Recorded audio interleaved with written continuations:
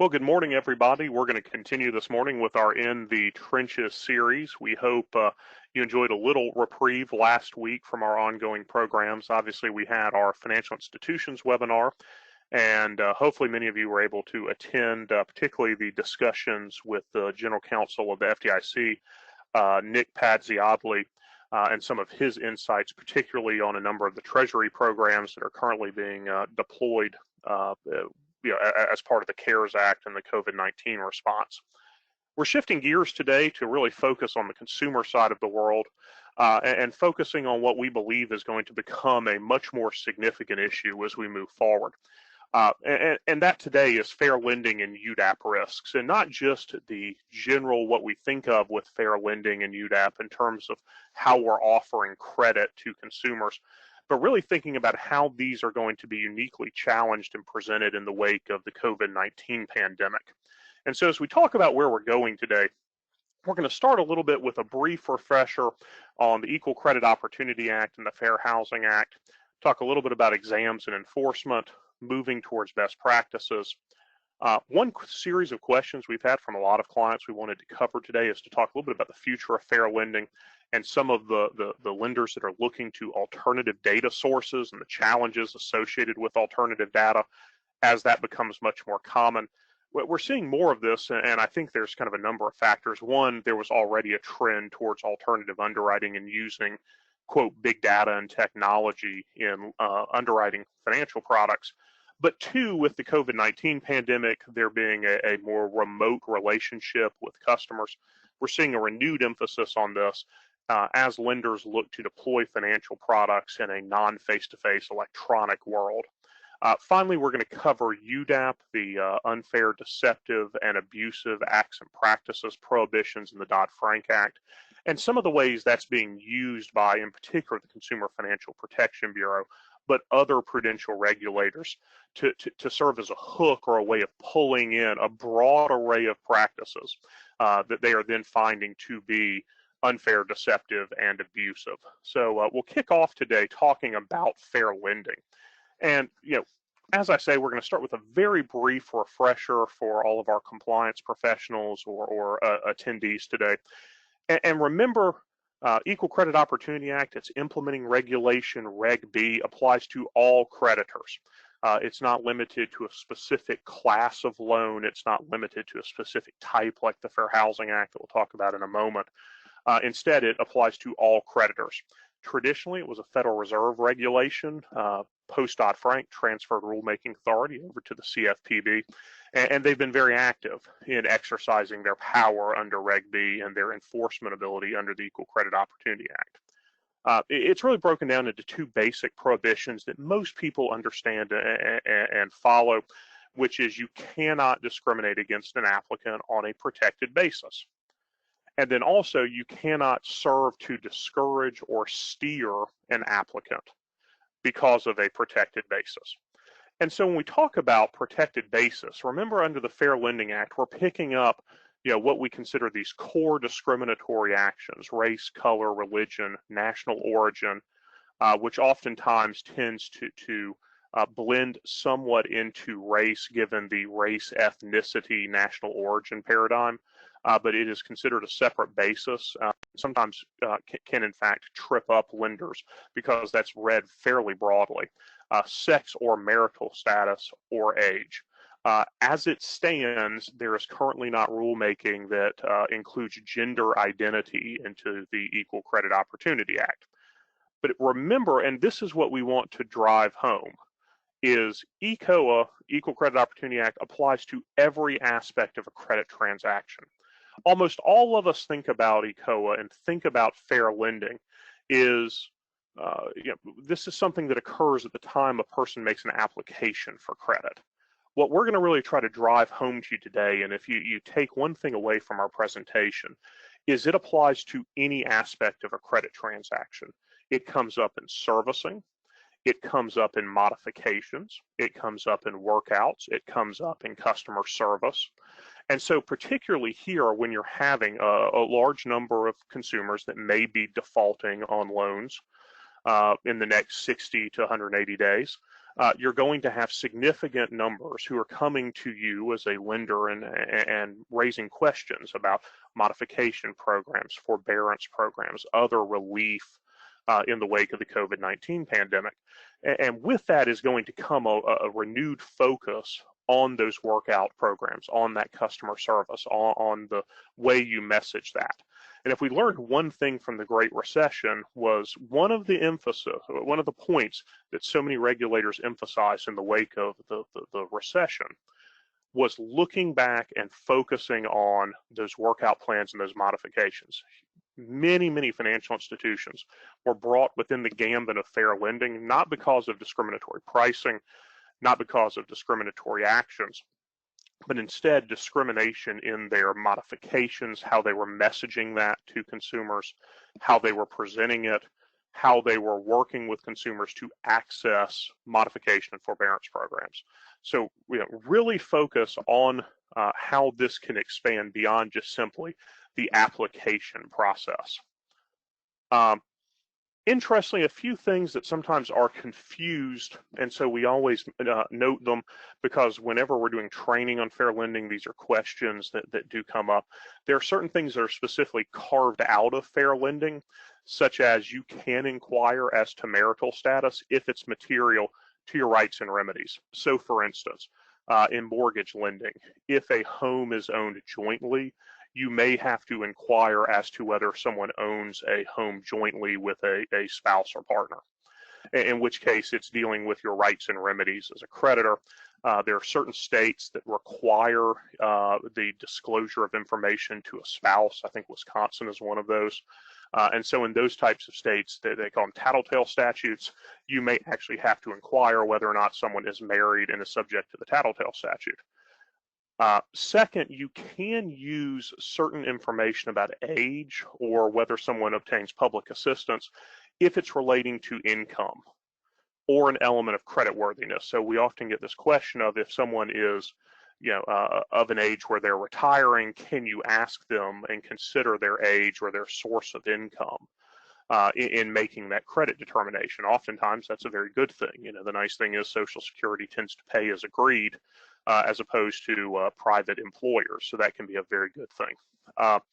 Then third, you can use empirically derived credit systems that consider age, but it's got to be very limited. And particularly, you can't ascribe a negative value to someone of more senior age. You can, however, in a credit scoring system, consider that a person is young and does not have a significant credit history. And then the last is the provision that allows you to, in essence, benefit or favor elderly applicants, because we've decided as a public policy matter that we should make credit more easily available to those folks. Let me stop for 1 second. We do have the ability to have questions sent in. If at any point as we're going through, you can certainly send in a question. We'll try to address them as we go, and we'll have some time at the end to take some. But we'll be happy to do that. And then also all of these slides will be made available to everyone after the webinar. They'll be on our website, and a recording of this presentation will be on our YouTube channel that you can access. So, the other major fair lending series or fair lending statute, and then its implementing regulation, is the Fair Housing Act. A little bit different. Fair housing specifically applies to residential real estate transactions, and it's not just lending. So fair housing applies to landlords who are leasing premises. It applies clearly to lenders who are lending in relation to residential transactions. But one of the key things to remember with FHA is it's slightly broader, and there are different protected classes. You'll see a lot of these cross over here, race, color, religion, sex, national origin, familial status, which is similar to the marital status that's picked up in ECOA, but you also have the FHA uses the term handicap, but whether an individual has a certain disability cannot be considered in anything relating to residential housing. Interesting, 2012, HUD came out with guidance. Fair Housing Act, now according to HUD, applies to sexual orientation and gender identity which to date has not been brought into the gambit of ECOA. This is quite possibly one of the most beneficial charts that Craig has ever created, which is the cross-reference chart. We use this all the time with our clients, which allows you and your compliance staff to remember exactly what it is you need to be monitoring for depending on the type of product that you're offering there. So a pretty helpful chart, but as you see, there are some significant differences between ECOA and the FHA. Particularly focusing on some of these issues such as, marital status and age. Interestingly, the age discrimination potentially could be appropriate in FHA, but not under ECOA. One of the things to remember too, and this sometimes sneaks up on people, and it's something that we've seen a big focus of regulators recently, is ECOA, the fair lending provisions of ECOA, apply to both consumer and commercial extensions of credit. Many people think of ECOA in the context of consumer loans, consumer extensions, consumer installment sales, but it also applies equally to commercial. And one of the things we're going to talk about today that's becoming this hot button issue, you've probably seen it on the news if you're following any of our presentations or our ongoing guidance we're publishing, it's become a major issue in the PPP, the Paycheck Protection Program loan program, and the rollout of that. It was already a focus of small business lending. And so there are significant concerns being raised both at the legislative level, congressional representatives and senators, as well as at the regulator level about ECOA and some of the issues coming about in terms of are these particularly COVID-19 response programs being extended equally to members of protected classes. When we talk about discrimination, understand there are two concepts of discrimination. There is disparate treatment and disparate impact. We always cover this because it helps put this in perspective in terms of how we're going to test for what we can do as compliance professionals to avoid it, which is when we look at disparate treatment is either intentional conduct to discriminate against a protected class. Probably the most obvious. We have some examples that come out of the CFPB guidance here, but for instance, the lender offers a $750 limit to young people and a $1,500 card limit for applicants over 30. Prima facie age discrimination. The policy or action itself is discriminatory. It also can be no action, meaning you are using discriminatory language attempting to discourage people from obtaining credit, and so the CFPB uses the example of a lender, stating that he or she doesn't like to make loans to Native Americans, but quote will do so because the law says so. So by making that comment, the effect was to discourage that person from applying for credit with that lender. Where you start to get into the more nuances, what we call comparative discrimination, it's still overt discrimination, meaning it was some action that was taken on the basis of that person's status. And the example the Bureau uses, and I think it's a good one to put that in perspective, is a Caucasian couple comes in and one of the members of the Caucasian couple has a low credit score. The lender says, well, let me look into it, does a bunch of digging, finds it's based on an improperly recorded judgment. And the lender says, okay, we're happy to look past that. That's an improperly recorded judgment. We'll make the loan anyway. An African-American couple comes in, similar low credit score. One of the members has a similar low credit score, and the lender just simply doesn't conduct an investigation, denies the loan on the basis of the credit score. There again, when we look at it, disparate treatment. You had two people similarly situated, the Caucasian couple and the African-American couple, and one was treated differently, and the basis of that difference was the race, in this case, of the individuals who are applying. Disparate impact is the more nuanced and perhaps the most common, because it really is getting at some societal issues, just based on our credit system. And disparate impact involves a disparate impact.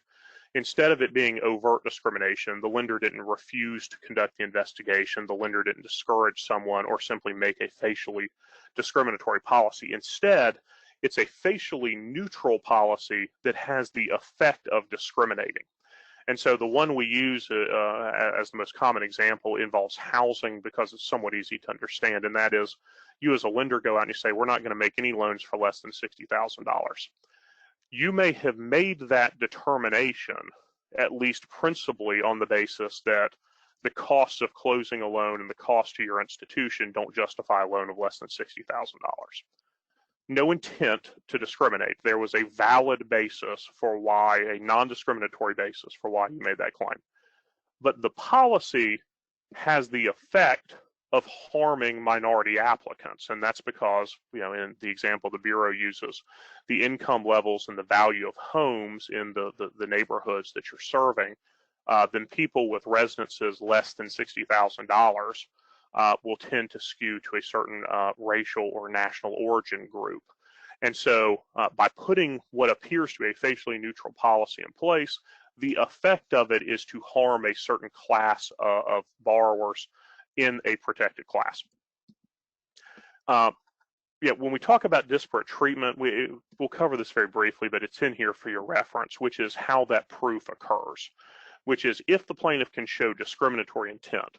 You told me you would not lend to me because of blank, or there is action showing the intent of a lender or an employee to not lend based on a protected class. Then that's prima facie case of disparate treatment. Or it can be a discriminatory policy or action, and then it's up to the lender to provide non-discriminatory reasons for the policy. There is this concept of a pretextual reason, meaning, if it's truly not that more expensive to close a loan of $70,000 versus a loan of $59,000, then even if you say the reason we put that policy in place is because we didn't want to close small loans, then the plaintiff would be able to establish that's simply a pretextual reason. The whole reason you did is because you didn't want loans in these areas. Disparate impact, a little bit more complex presentation. But when you think about disparate impact, it's really looking at statistical or comparative data. And so as we talk about testing and ways to avoid potential fair lending challenges, this is what we're really talking about, which is we're going to take all of our policies and procedures, we're going to look at the results and say, are there individuals being treated differently who should have been treated the same? What they call comparative or matched pairs. And so then once we show that people who are similarly situated are being treated differently, then it's up to the lender to show a justification as necessary to achieve a legitimate non-discriminatory purpose. And so one of the things, the way to think about this is the credit scoring system, FICO, has been shown to be discriminatory. Individuals in protected classes tend to have lower credit scores.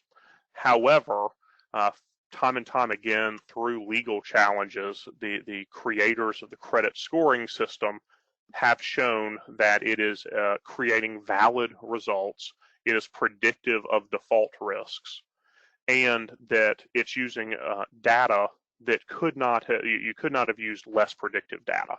Meaning if we didn't use it, we wouldn't have the ability to accurately predict outcomes in various loan underwriting scenarios. And so it's survived tests of disparate impact over the years. So then kind of as we move on, we're going to then shift. I'll turn it over to Craig and really kind of focus on what it is that regulators are looking for, how are they looking for fair lending, and things particularly in the near term we really need to focus upon to avoid fair lending challenges. Thanks, Brad. The one thing I would bring up too regarding disparate impact is I want to make everyone aware of the string of cases. Most of you probably know of them. The City of Miami cases against Bank of America, Wells Fargo, and other large servicers, where the City of Miami tried to create a nexus between their lost revenue and policies that were neutral on its face and created specific adverse racial or ethnic disparities under FHA. And it was the first time someone tried to leverage FHA that wasn't the borrower, wasn't the actual homeowner. It was the municipality that was collecting the payments from those homeowners that and those borrowers defaulted on the loans. And the municipality said, well, you know what, it's the bank's underlying policies and the underlying impact that caused that disparity and that wound up driving our lost revenue. Earlier this year, the cases were filed back in 2016. They went back and forth and being appealed. Finally, the City of Miami dropped the cases in January of this year, but I just want to keep it on everyone's radar because given the fact that we're expecting a shift to default portfolios and we're in increasing defaults, we might start to see some of those municipalities start to make a cash grab for that lost revenue, utilizing that same line of thinking in litigation. But switching back to fair lending enforcement. So what are the regulators looking at? Here are some of the things that the EICs, the examiners in charge, are going to go over when they're on site with you. They're looking for obviously overt indicators of discrimination, indicators of potential disparate treatment in pricing and underwriting, and then indicators of disparate treatment through steering and potential discriminatory redlining and in your marketing. So what you should be doing is kind of, like Brad said in the beginning, ECOA violations are ubiquitous, fair lending violations are ubiquitous. You should be asking yourself, even if you don't understand why you're asking, what is the fair lending impact of what the client is asking to do or what the bank is asking to do, and kind of just always kind of think of it. And it's the same with UDAP, as we'll see later in the presentation, but it's two regulations that come up constantly, and it's better for you to have contemplated it beforehand and think about it when you're rolling a product out, rolling a policy out, changing the disclosures, whatever you're doing within the business line. Just make sure that your CMS is covering those changes. Next slide, Brett.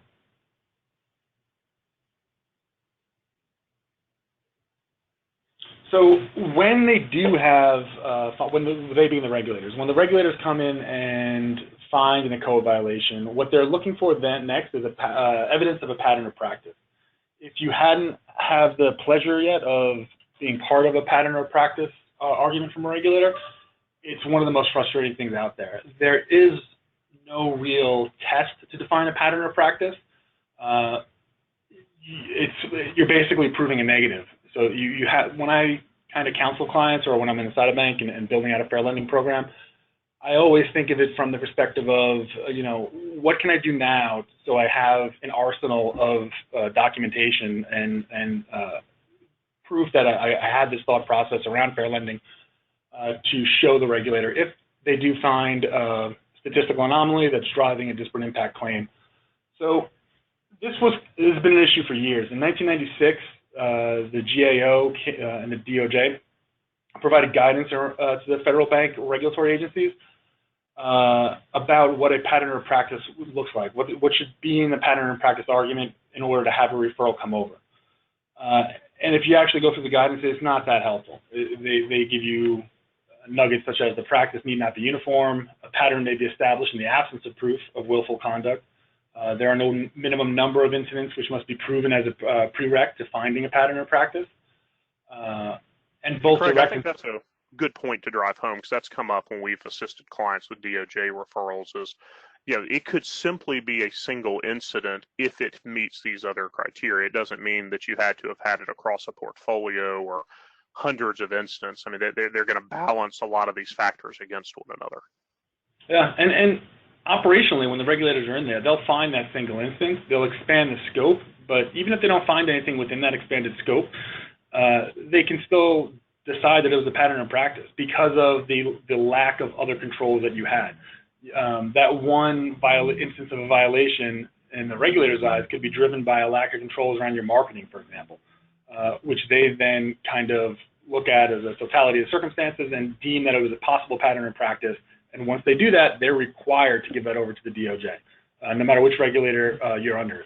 The CFPB, FDIC, FRB, OCC, they're all referring those over once they decide that there was a pattern and practice present. So your time to kind of craft that narrative is when the EIC is on site and steer that as fast as possible away from a pattern and practice finding. Because once you go down that road, it's a long road to go down. And we'll see shortly, like the downstream effects of those referrals run deep. And next slide, Brad. So when thinking about what the DOJ will retain from a referral and what they will kick back to the referring regulator, the DOJ states that they return referrals when the practice has ceased and there's little chance that it will be repeated. The violations may have been accidental or arose from ignorance of the law's more technical requirements, or there are just a few potential victims out there. The consumer harm or the possible consumer harm is really minimal. they'll tend to kick those back to the regulator. That doesn't mean that your liability ends. It just means it goes right back to the CFPB or the OCC to then continue with the MRAs or whatever it's going to result in. What the DOJ does tend to keep are referrals that give potential harm to members of a protected class and outside potential harm. If the practice is not likely to cease without court action or compensation not possible without court action, that's a good metric right there. And we'll see that in some of the cases that we're going to review within the enforcement. If you take the stance when a regulator is on site that you've done nothing wrong in an ECOA violation, there's almost no positive outcome there, unless it's going to be a fine that materially impacts your ability to continue as a going concern. It's almost never worth it to fight it at the stage of the underlying regulator. If you do acknowledge that there's some remediation necessary and possibly some redress to harm consumers, it knocks one of these metrics off that the DOJ can retain it. So you might as well start to remediate the issues that are being identified by your regulator before it gets to the DOJ. Because if you start to implement that, the DOJ has one more reason to kick it back and not press forward with charges. They also use it as a cautionary tale. They like to deter other lenders that are in the space. And if the practice is sufficiently common in the lending industry, we saw that with indirect auto. We saw a rash of cases, and that's because it was a common practice across the industry. Next slide, Brad. So this is a chart that we want to just show. It's the volume of referrals that are going over to the DOJ. It's interesting because you see in 2016, once the administration changed, they started to severely go down to a low of 4 in 18. We have 7 in 19, ticked up a little bit. Not particularly material, but it is going up. And this doesn't mean that the fair lending exposure is out there. It just means that the regulators that are referring them to the DOJ are under different mandates. They're thinking of it differently. They're not, trying to press forward maybe with fair lending findings to the DOJ level, but they are still routinely looking at it within your exams. That hasn't backed off. It's just that the referrals out to the DOJ. Next slide, Brad. This is open fair lending cases. So you'll see the DOJ had 2 peaks in 2010 and 2015. The 2010 was most likely driven by the collapse in 2008, 2009. And you see that swing often. Like Patricia Flicklin, the head of CFPB's Fair Lending Office, has said when credit markets tighten, their focus intensifies on fair lending violation and possible fair lending harm to consumers. That line of thinking is definitely what drove that peak of 60 cases in 2010. When it reached 35 in 2015, the DOJ was open to say that they were making it a priority to work through those, and since they've made that priority, you've seen them decrease. But again, we're entering a economic environment where defaults are going to just rapidly increase over the next 6 to 12 months. So as those defaults increase and credit markets tighten, just like Patricia said, I believe you're going to start to see way more focus on fair lending oversight and fair lending enforcement. Next slide, Brian. So the relief that the DOJ seeks when they decide to press forward are all metrics and bullet points that you should be using inside your fair lending program. If you self-identify, if a regulator finds a single instance of an ECOA violation, you should look to these metrics to decide, how can I strengthen my program? How can I prove that even if the DOJ got this referral, the remediation that they're going to request within the case is going to be already taken care of. We've already done that. Next slide, Brad.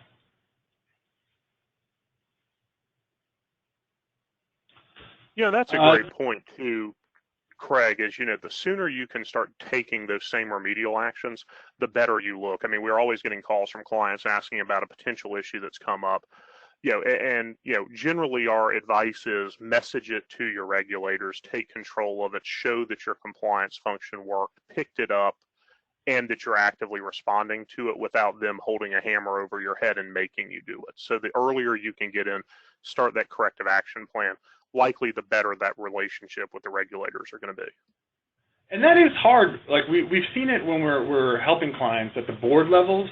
they take this almost personally. Like if a regulator is alleging that you had a fair lending violation, sometimes it's hard for somebody that's not in the fair lending space frequently to understand that it can be just a statistical anomaly that's driving the enforcement or driving the supervision activity. It's not saying that you were conducting disparate treatment of individuals, or you had policies and procedures that were discriminatory on its face. So you start to see some senior management or boards of smaller institutions or people who are outside of the regulatory and compliance or legal field dig in and want to fight these issues or want to defend the bank. They feel like they want to defend their position because they know that they're not promoting discriminatory practices. We always try to advise this is not the time to do that. It's not going to get you anywhere. It's going to extend the matter, and it's going to show the regulators that you are not looking at it from an opportunity to build your CMS or build your fair lending controls. So this enforcement trend here is in indirect auto lending. So in 2013, the CFPB provided guidance which explained how ECOA applies to indirect auto lending and provided guidance for indirect auto lenders to limit their fair lending violations. We linked to the guidance right there. And it's all about pricing. So the buy rates and how dealers can mark up the rates to lenders. And that has a disparate impact effect.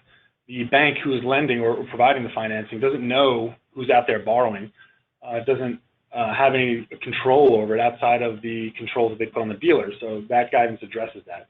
Then on May 21st of 2018, President Trump signed a joint resolution passed by Congress disapproving that bulletin in that first bullet point, that 2013 bullet point. And this is where we see a lot of clients trip up. People that aren't, again, involved in fair lending often think that action by the president invalidated in some way the CFPB's or regulators' oversight of banks in the indirect fair lending space. And they kind of bolster that argument saying, well, we haven't seen any enforcement actions. We saw a rash of enforcement actions against indirect auto lenders prior to 2018 after that guidance, starting on, I think, the month that guidance was released. And we haven't seen any since the president signed the joint resolution. That does not mean that the CFPB or any regulator is not looking at indirect auto lending practices with an eye towards a ECOA violation. I can tell you firsthand that there's some out there. If you look through the CFPB fair lending reports to Congress, they had one in 2019. They have it in their supervisory highlights. So the Bureau is clearly applying the guidance or the best practices within those guidance. They just can't rely on it as official guidance anymore.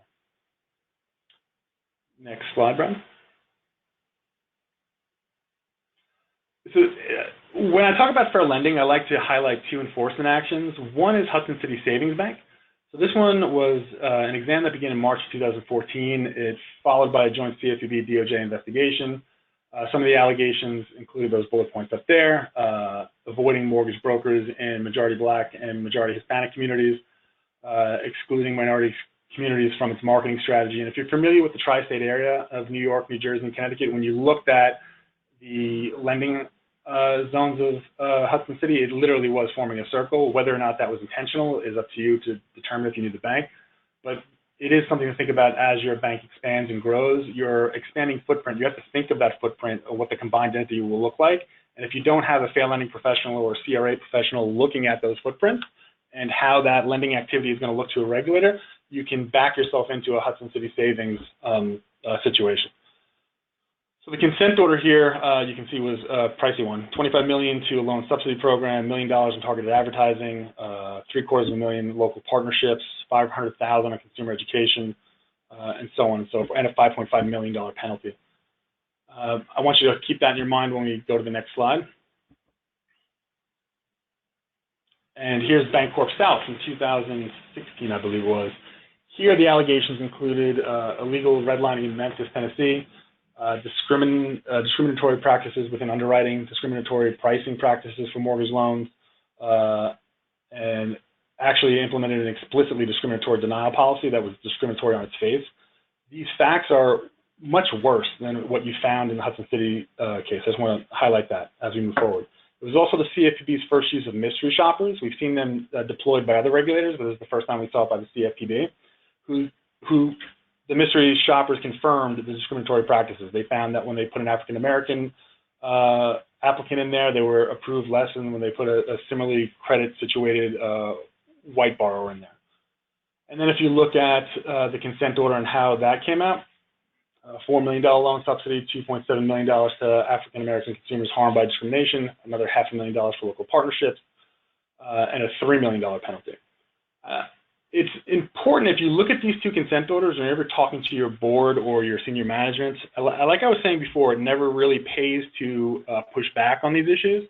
Hudson City and BANCORPSOUTH took two opposed stances when it came to their remediation process, and it's pointed out in the respective consent orders in Section 3. And the CFPB always says what the stance of the bank is.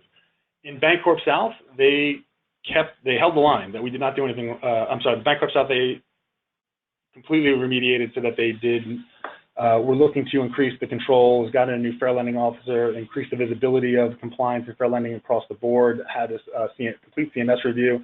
They started on those points that we highlighted before from the DOJ, way before the consent order was issued, versus Hudson City, which kind of fought back on it. And if you look at the penalties for the two banks in relation to their market cap, BANCORPSOUTH got off easier in the amounts when looked at as a prorated portion of their market cap, and their violations were much cleaner, much clearer, easier to prove. It's just something I like to point out. Next slide, Brad. Also the M&A impact. So when you talk to deal lawyers or M&A activity within the banks or the leadership teams that are driving the M&A activity, they look at certain aspects of compliance and certain aspects of regulatory violations that will slow down a bank merger application. And fair lending isn't really on there. It's not on the, but while CRA strategic plans are on the M&A applications, fair lending compliance is not. The CFPB or your consumer compliance regulator will be consulted as to how they think the controls are, but they're not required to. So in that BANCORPSOUTH deal, for example, they announced the merger in 2014, submitted their applications. The DOJ CFPB investigation triggered an immense amount of negative public comments given the fact of what was going on in the bank when that came to light. And so much negative public comments occurred that they had to withdraw the application in 2014. They then resubmitted 8 months later. Then the DOJ CFPB consent order that came out drove the FDIC to retroactively downgrade the bank's CRA rating from satisfactory to needs improvement. And you kind of have to read between the lines, but it's clear that the FDIC was taking its cue from the CFPB, saying, look, this bank should not be growing at this point. So the FDIC downgraded the CRA rating retroactively, effective at 2013. And once that happened, the BANCORPSOUTH could no longer merge. They withdrew their regulatory application in 2016 and wasted 3 years because of the violations that occurred. In Hudson City, they announced it in 2012. M&T was the first violation found. That was in the BSA AML spaces, which will slow down, definitely will slow down a merger. But then as soon as the M&T worked through their issues, Hudson City was hit with the DOJ CFPB investigation, which slowed the deal down even more. So by the time the deal closed on November 2015, Hudson City's deposits shrank immensely. Their loan volume shrank, which changed the whole pricing of the deal. And all of those delays are caused by fair lending violations. And it's good to kind of remind people, you want to get these behind you as quickly as you can. You do not want to be dealing with these on a proactive basis. Yeah, 3 month delay. Yeah, that's crazy. Yeah, it's nuts. And then that last bullet point there is the Bank Merger Review Modernization Act of 2019. Not that I think that this bill is going anywhere, but it's sitting, I think, with the House Financial Services Committee. And this is a push by, I believe Elizabeth Warren is behind this. It's to drive merger approval to the CFPB. They want not only a primary regulator to weigh in, but actually have the director of the CFPB, whoever's sitting as the director at the time, be mandated to approve any bank merger that's out there. It would also change some of the CRA languages to include fair lending impacts. So when you put your CRA strategic plan to a bank regulator, you'd have to highlight your fair lending program and the impact of your fair lending program to your lending MSAs. Next slide, Brad. This is something we want to cover quickly. There's a couple of slides in relation to it, but I do want to cover limited English proficiency and CFPB consent orders. So we've seen these two, the Synchrony Bank 2014 consent order and the American Express 2013 consent order. In Synchrony Bank, the CFPB used ECOA. In American Express, the CFPB used UDAAP. I pointed out because they're getting to the same point. They're saying that the policies and procedures or your treatment of borrowers based upon what languages they can speak will wind up as a fair lending violation. They tie that to national origin in most instances. I do like to show that if you can't use ECOA, if it was an extension of credit, the CFPB just flipped the switch and decided to use UDAP, but the driving force behind both enforcement actions are substantially similar. Next slide, Brad. Well, that's a really good point too, Craig, as well, that, when we talk about that issue is, we have a lot of people who say, well, ECOA only applies to credit. What about deposit accounts, payment accounts, et cetera? And to your point, there is a very easy way for the CFPB to tag through UDAP to get back at the exact same issue, even if it's not facially an extension of credit. Yeah, and then you'll also see, like, in deposits, you'll see overdraft lines be questioned with ECOA. How the Bureau, I've seen multiple regulators make the argument that overdraft line of credit is credit, so you should be having fair lending reviews for any overdraft programs. And at smaller banks, that doesn't happen very often. Mm-hmm. So I did also want to, we don't have to go through these, but they're here more for your reference. It's just how LEP and the LEP issues show up over time within various regulators' guidance or reports that they're putting out there. You're seeing them start to mention it with more frequency, and you're seeing it within CFPB reviews. Like, if you look at what the CFPB puts out on a daily basis, they're starting to put in narratives that, the disclosures that they're releasing or the guidance itself is also found in Spanish here, and they'll provide a link. So it would be smart to follow their lead when they're looking at things like that. Here we're talking about the fall 2016 supervisory highlights, where they outline some acceptable practices. And then in that second portion, we're highlighting where they found that the LEP approaches were fair lending violations. And this slide's good because it helps you kind of think of LEP as a double-edged sword, right? If you're not helping the people who don't speak English, are you discriminating them against their ability to obtain credit or service the loan product because they can't speak that language? If you put it into the language, well, then are you discriminating against the people who don't speak that language? Like, if you pick Spanish, what about the people that speak Japanese or the people that speak Chinese or any other languages out there? Also, you see a lot of focus here on the CFPB if you're doing it on the front end, like if you're doing it in sales, if you're translating documents or have translating services for your origination lines, you better have them in your default lines. The CFPB has explicitly stated that they want to see that in your default lines first, and borrower assistance first, and loss mitigation first, before you look to sell to a consumer. They look at selling to the consumer in one language and not servicing in that language as a very high risk, and will with laser focus come in there in your next exam if they find that. Next slide, Bob.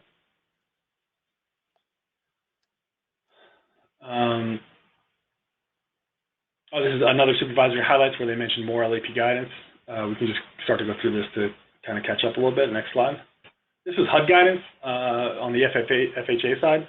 They've also created a nexus between LEP and national origin. It's good to read the guidance if you're in residential lending or residential leasing and renting. Next slide. And here we see in the CFPB mortgage servicing exam, it starts to be put into the modules. So here they're looking at if you have people that are servicing the loans in languages other than English. If so, whether they're dedicated and there all the time, whether they receive training and have the same authority as customer services personnel that's speaking solely English. There can be no difference. If you're going to offer a translation to another language, that translation services has to be across the board in that line of business operationally. You can't just say, we don't have a default person on after 9 p.m., but you have an English person on 24 hours a day, English-speaking person on 24 hours a day.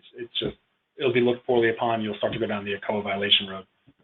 And I think they're correct, great point too, that even if you're not a mortgage servicer, you're not doing mortgage servicing, this is just great general guidance given the trends we're seeing with LEP being equated to national origin.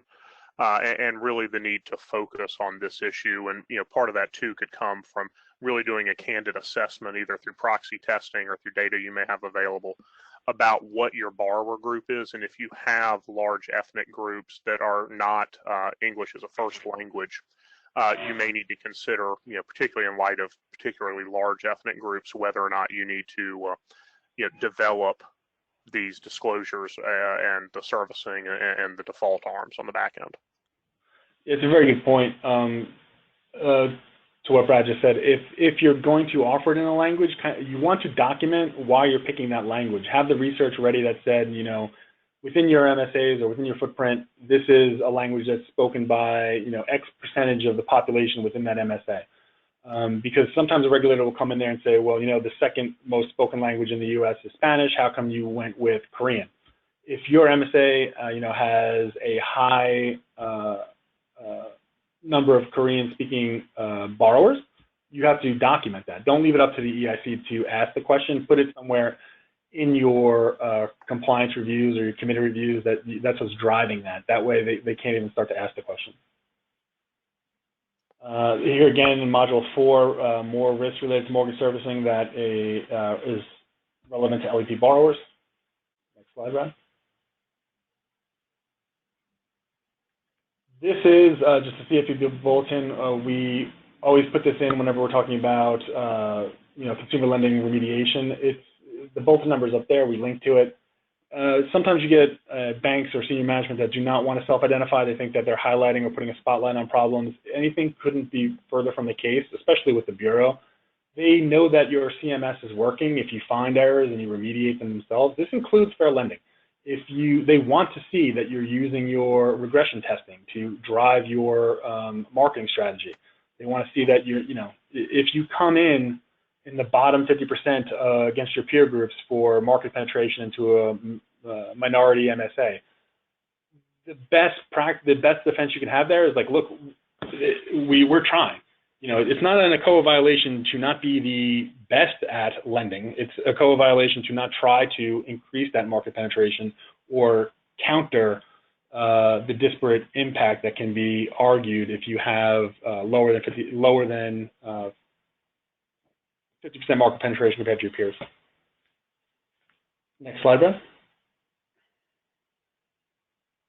Also, we saw it on the CFPB final paid accounts. This is kind of where we saw it most. The online advertisement, printing advertisements, the packaging material of the account, all they address the use of foreign language in all of it. Next slide.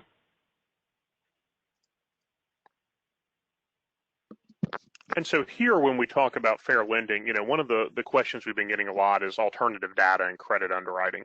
And, we've linked here to a few different guidances that have come out. But, I think what's important to understand here is, the more you move away from traditional underwriting criteria with easily explainable bases, the higher the risk. And we'll talk about some of these different models that are being used right now.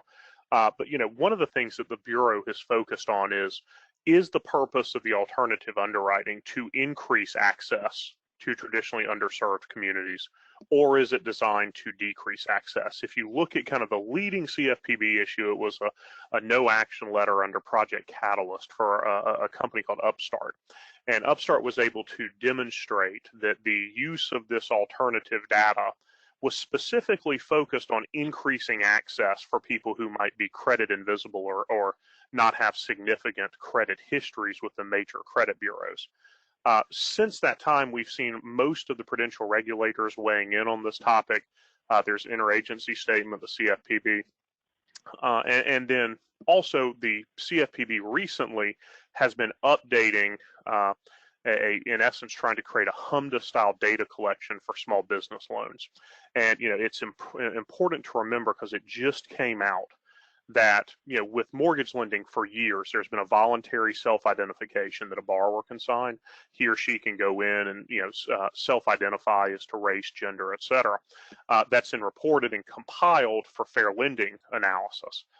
What we've seen is this push to now collect that for small business lending.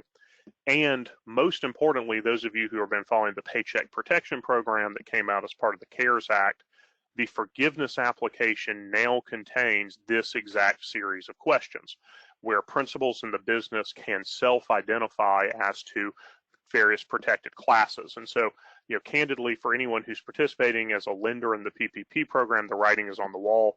You've seen it in the press, you've seen it from the regulators, and now you know how they're going to be collecting that data and really placing a renewed emphasis and focus on fair lending inside of that program. As we said, Upstart, if you want to see that no action letter, it's referenced there, but really the purpose of Upstart was they said it was designed to increase credit. CFPB responded well to that. Query whether if Upstart had been using it the opposite way, in a way that was to limit credit to protected groups, then potentially that comes out the opposite. But Upstart was actually able to use through statistical data to show that their program was more inclusive than simply credit-based underwriting. As we think about alternative data, understand that as the alternative data changes, your risks are going to increase or decrease. And what we mean by that is the stronger the correlation, the better it is your argument that there's a business justification. Think back to that disparate impact test that we talked about at the beginning of our presentation today, which is when you look at that information, is there a business justification for it, and was there a less discriminatory model you could have employed? And when we think about that, that's really the heart of these fair lending risks, which is how good is the data at predicting outcomes? Some of the things we've seen that are extremely risky, you have the Sallie Mae cases where various people were being assigned a likelihood of default based on the number of people from their school who had defaulted. And so it was a challenge because that was discriminating against historically black colleges and universities, HBCUs.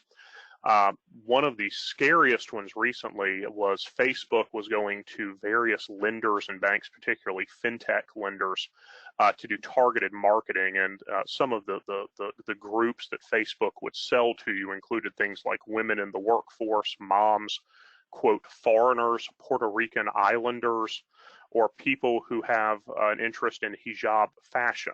So, clearly, as we sit here and look at it today, we see all sorts of different protected classes referenced there. But this was becoming very popular in, quote, targeted marketing, and the marketing teams were driving this. We've seen some lenders try to use social media posts as a basis for underwriting. Geographic location, length of residence, even most recently Zest Finance, which is an underwriter that uses AI for auto lending, has come out and said that by simply using high mileage as an indicator for loans, you're having a disparate impact on African Americans based on that data. So anytime you're going to put these types of alternative underwriting in place, make sure it's being vetted through your compliance functions so that you understand what those risks are. And truly the only way to look at it is, assuming it's not facially discriminatory like some of the Facebook marketing was, that you understand what the impact it's going to have on people who are applying for your particular product. We've got some of the more creative things we've seen recently with kind of increasing fair lending risks. And, you see everything from increasing what is contained in credit reports on the far left, kind of the lowest risk, all the way up to, as we said, there are lenders now who are using what we would consider non-private data, geographic issues, education level, social media posts, even whether anyone you're friends with on Facebook or LinkedIn has defaulted on a loan, all now being considered by various lenders in the marketplace. And with those comes progressively higher fair lending risks. So as you start to categorize your fair lending risks, if you're using alternative data, make sure you're considering some of those various concerns associated with it. So Craig, I'll turn it back over to you. One thing I would add there, Brad, to if you're starting to move into these spaces and move into these more progressive ways of underwriting, your control should scale right along with that. You should be testing on a basis that's approaching real time for regression testing, and show the CFPB that, look, if there is a disparity in the data, as Brad was saying, with the high mileage linked to African American disparate impact, you want to be able to find that as quickly as possible. The last thing you want to do is have a regulator in there finding it and pointing it out to you. So your testing should be at a breakneck pace if you're trying to, be at the forefront of that use of alternative data. Let's go back to the other thing we're going to touch upon real quickly. Again, we've done these slides in this series before, so we can go quick. But the fair lending PPC impact.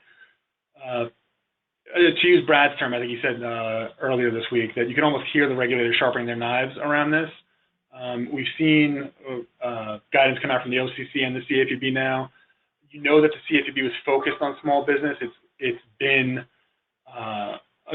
on their priority list to get a greater line of insight into the fair lending impacts around minority-owned business and women-owned businesses.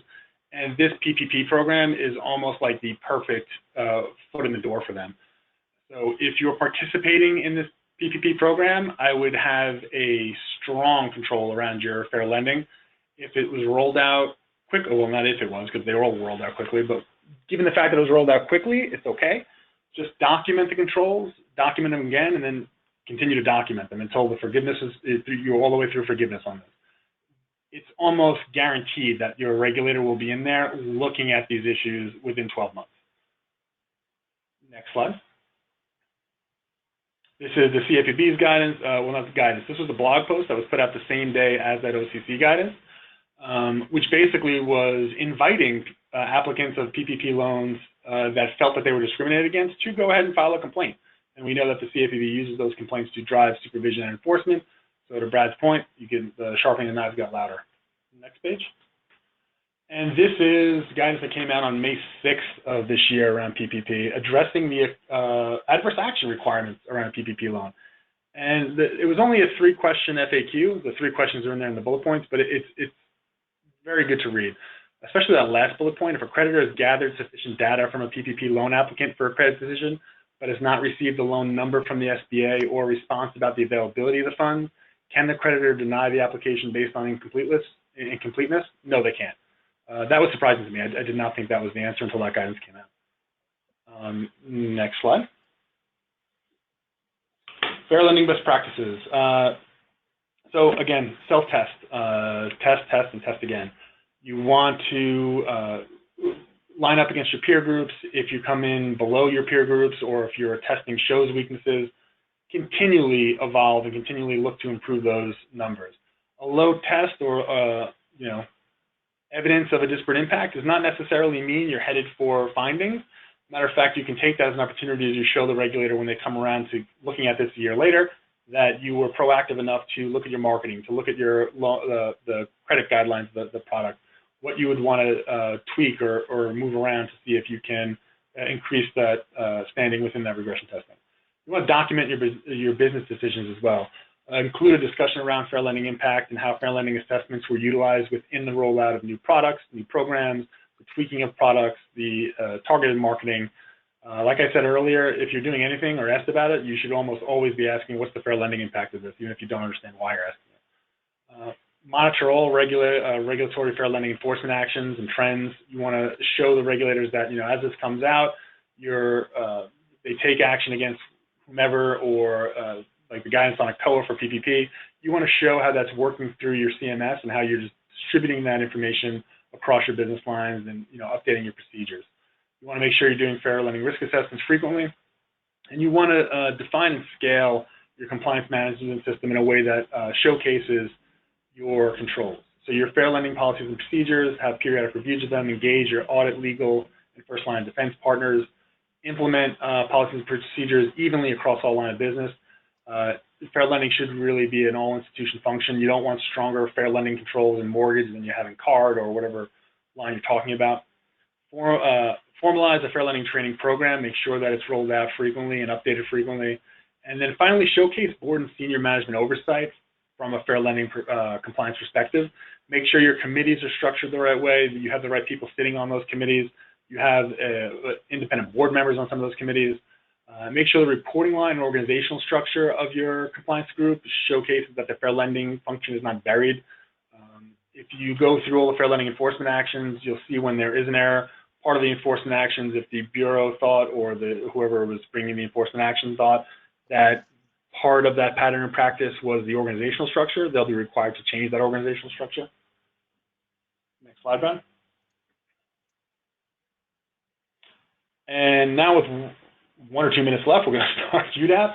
But UDAP is, when we look at it, we always think of UDAP and fair lending as very similar. They always, within compliance and regulatory roles, they normally sit within the same silos. It's the same people looking at them, or the same teams.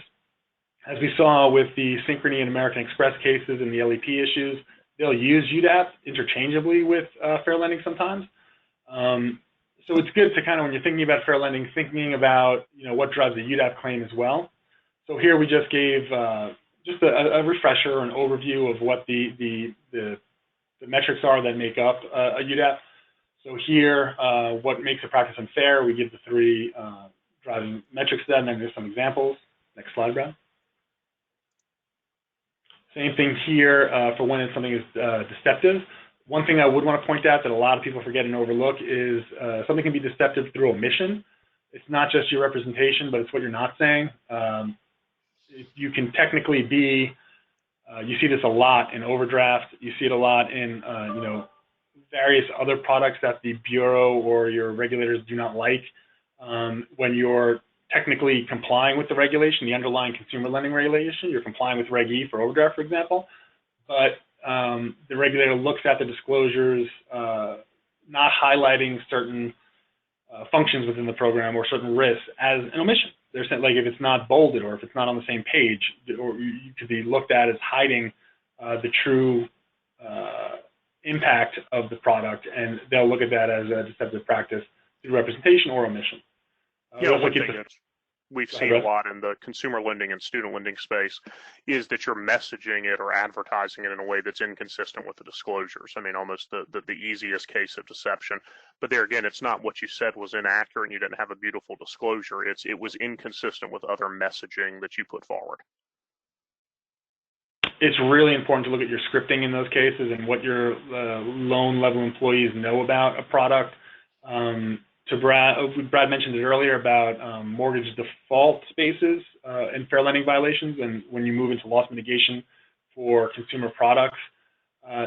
We saw in the last downturn that a lot of the people dealing with the actual borrowing public knew what the rules were, knew what how the bank promoted the product or loss mitigation solution that's available to them, and you know, acting out of a desire to help the consumer would be like, look, I know how, like, here's a shortcut or workaround to get this loss mitigation approval faster. You have to train that out of people because they may want to help a borrower, but the people that are doing that, the controls are there for a reason. And what they say to the consumer is just as important as how the product is structured. So you're going to want to look at that scripting, want to look at the controls to kind of lock down what the individuals have, where they can manually override something, or if calls are not recorded, you may want to record them if it's going into a high default environment, or you may monitor your complaints, things like that. Next slide, Brad. Finally, the third prong is abusive. This is pulled from the exam manual for UDAP. So an abusive active practice is abusive when material interferes with the ability of a consumer to understand the term or condition of a consumer financial product or service, or takes unreasonable advantage of a lack of understanding, the inability of a consumer to protect their own interests, and the reasonable reliance on a consumer and a covered person to act in the interest of the consumer. This is one of the most vague standards within UDAP.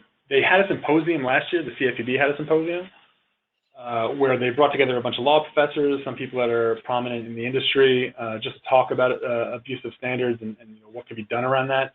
The result of that symposium was the policy statement in January of 2020. We linked to it there, policy regarding prohibition on abusive acts or practices. I'm just highlighting that it's out there. When you read through the policy statement, if you take the time to do it, it doesn't really give all that much more clarity around the abusive standard or what that is.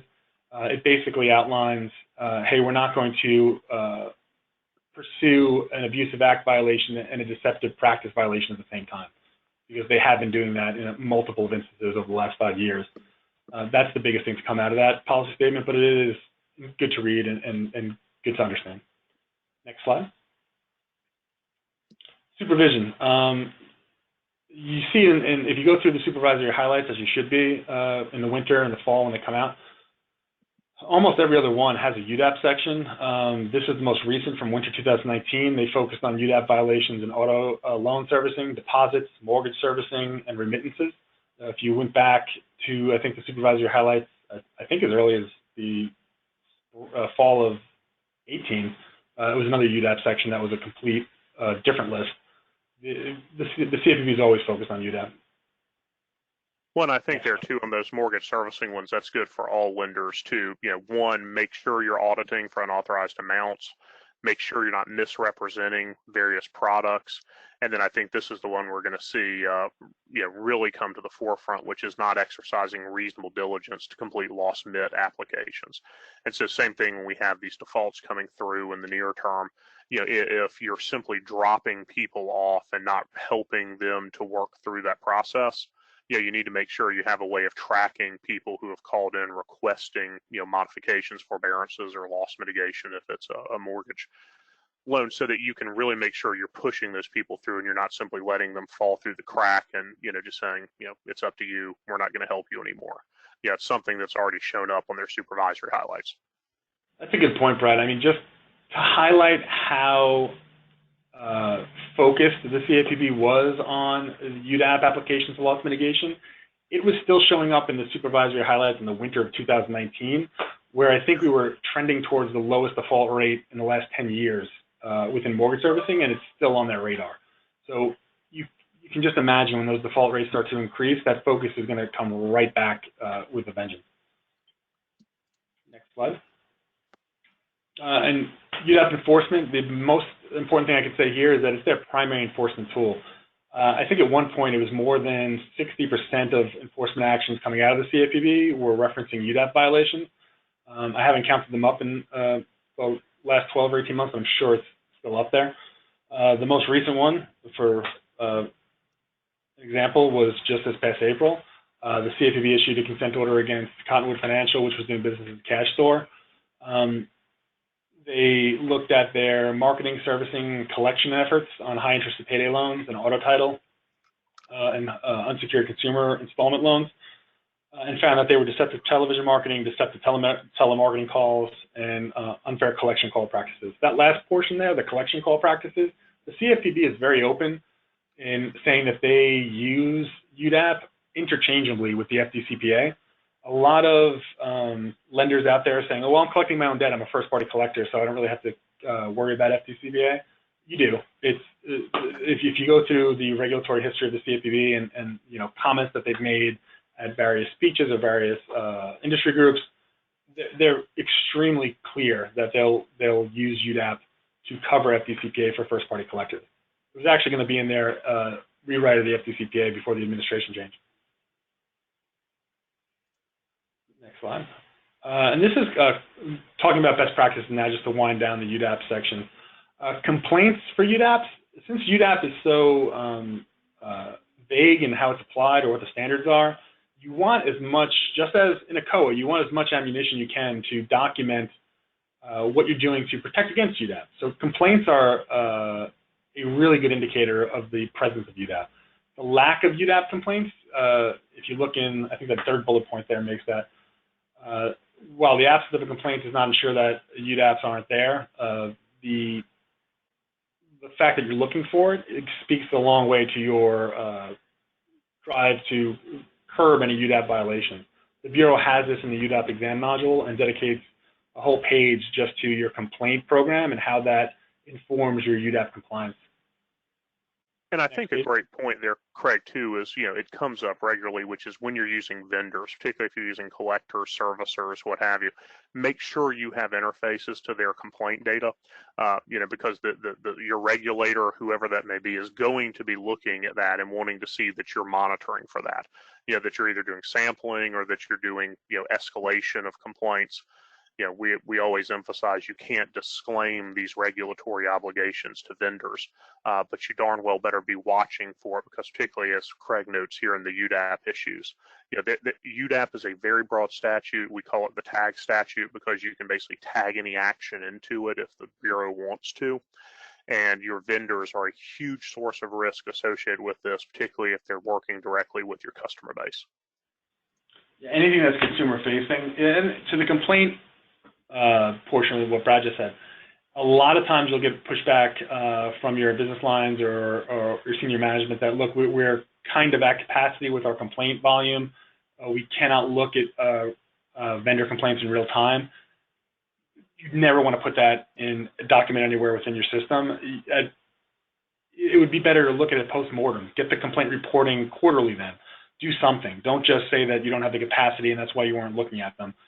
You have to put something forward, some kind of effort that you were monitoring the complaints. If you're not monitoring them in real time and having them escalated, like Brad just said, at least look at them post-mortem and kind of have that drive the relationship with the vendor.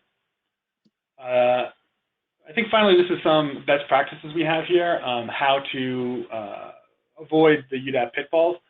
It's all about your CMS, how you integrate your CMS with the lines of businesses, how you scale your CMS to reflect the growth and sophistication of your bank or your institution if you're a non-bank lender or whatever you're doing.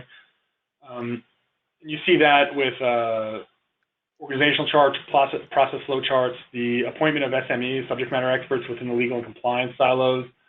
You want UDAP issues or showcase to the regulators that if someone suspects that they might have a UDAP issue in their line of business, who can they escalate that to? Who are they looking to within legal and compliance? Make sure your policies and procedure address UDAP risk and being reviewed for UDAP risk.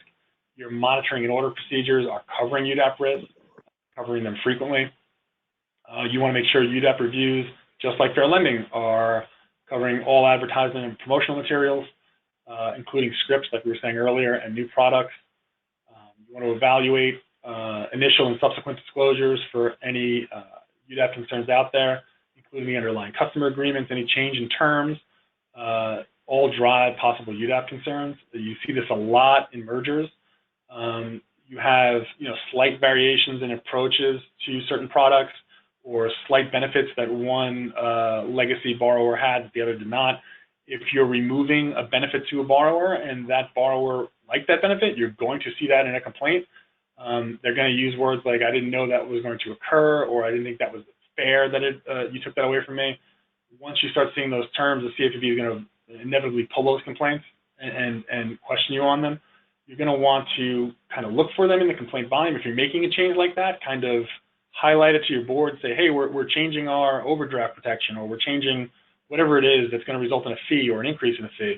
We're expecting to see complaints about this. We're going to look and remediate those complaints. Let the board know that you're anticipating it and kind of document it within the meeting minutes to show the Bureau or your regulator, whoever's oversight you're under, that you were thinking and contemplating about these issues and managing them that way.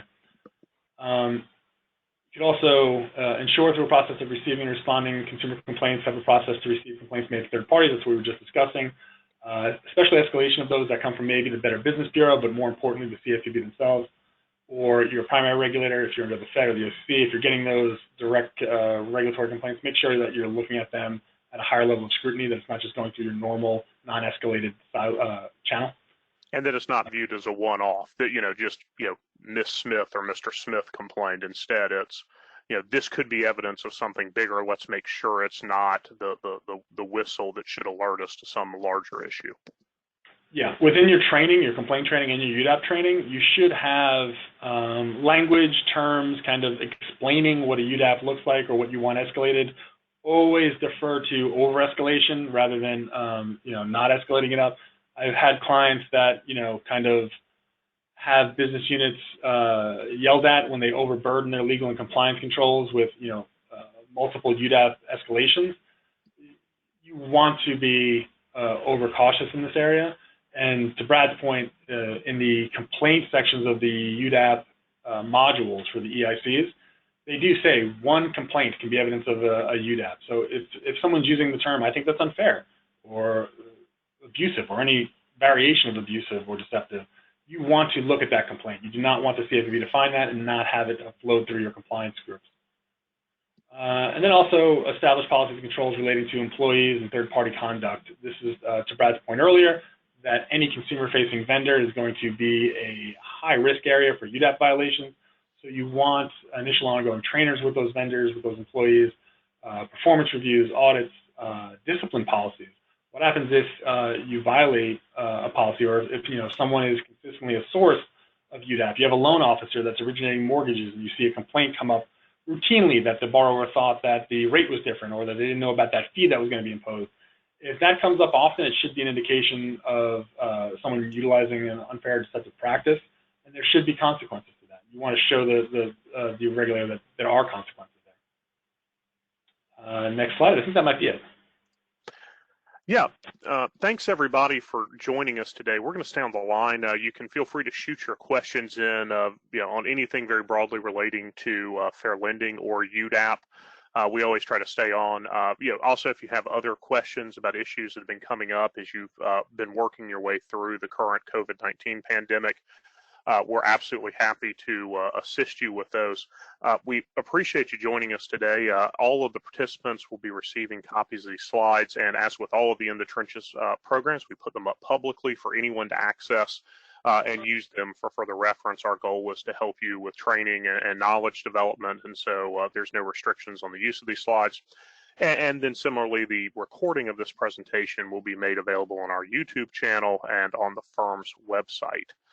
We really appreciate all of you joining us today. Next week, we'll be covering the PPP loan forgiveness guidelines, Paycheck Protection Program loan forgiveness guidelines, some of the issues that have come about as a result of that, as well as some overall strategies for how lenders can assist their borrowers in applying for those forgiveness or applying for forgiveness through the SBA. And so we'll be talking about it both from a practical guidance standpoint as well as a strategic standpoint. So with that, we want to thank you. We appreciate all you're doing to work with impacted customers as all of us work to navigate the current situation we find ourselves in, and we appreciate you working so much with them and participating with us today. So with that, we'll sign off. If you do have questions, feel free to email either me or Craig or any member of the team at Nelson Mullins. We'd be happy to assist you on any issues that are coming up. Thanks so much. Thanks, guys.